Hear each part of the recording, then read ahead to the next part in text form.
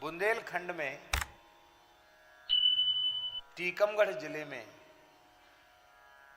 एक गांव है, उसका नाम है बराना।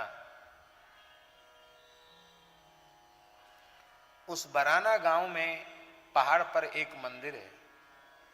उस मंदिर में ठाकुर श्री राधा कृष्ण विराजमान हैं। भगवान का नाम है मुरली मनोहर।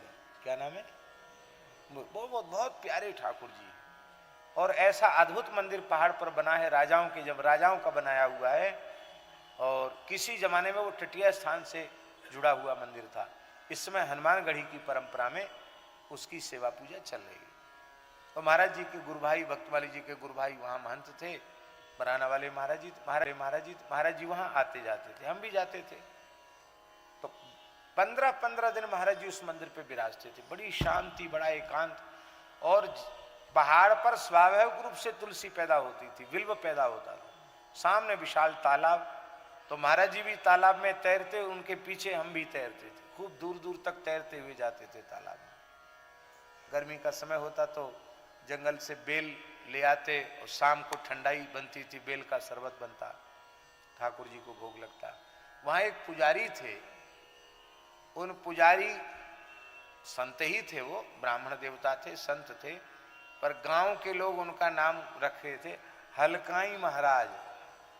हलकाई, छोटे नाटे कद के थे और थोड़ी कमर भी झुक गई थी, बूढ़े थे। उनको क्या कहते थे गांव के लोग? हलकाई महाराज, माने हल्के कद के, छोटे, हलकाई महाराज कहते थे। आप विश्वास करें हमारी बात पर, आप लोगों ने उर्द की दाल और रोटी खाई है? खाई है कभी? खाई है? कौन ऐसा होगा जिसने न खाई हो कभी न कभी? पर वो हलकाई महाराज उर्द की दाल और रोटी का भोग बिहारी जी को लगाते थे, मुरली मनोहर जी को। दास यह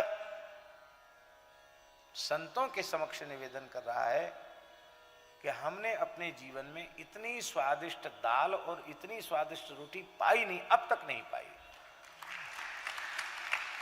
तो हमने महाराज जी से पूछा कि महाराज जी, ये केवल ऐसे ही सिल लोढ़ी पे पीच के थोड़ी मिर्च डाल देते हैं, कुछ नहीं, सामान्य सी दाल उबली हुई, और ये मोटी मोटी साधु साई टिक्कड़, इसमें इतना स्वाद क्यों आता है?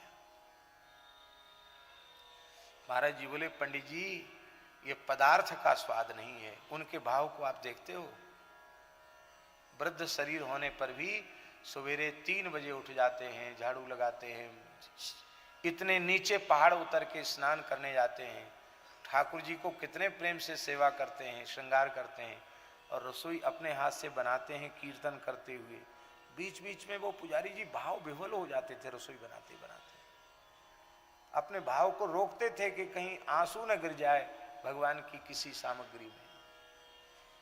महाराज जी ने देखा, महाराज जी ने कहा, देखा इनका भाव, इस भाव से ये बनाते हैं और किसी दूसरे को घुसने नहीं देते, झगड़ा कर लेते, कहते नहीं चाहे 10-20 लोग, हम अकेले ही बनाएंगे, हमारे ठाकुर जी की रसोई में कोई नहीं घुसेगा।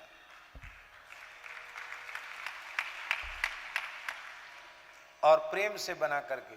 तो महाराज जी कहते थे ये पदार्थ का स्वाद नहीं है, ये बिहारी जी के अधरामृत का स्वाद है, क्योंकि एक प्रेमी भक्त के द्वारा बनाया हुआ पदार्थ है, इसलिए बिहारी जी इसको पाते हैं, इसलिए इसका स्वाद है। और महाराज जी बोले, इसी दाल रोटी को खाने के लिए हम वृंदावन से 10-10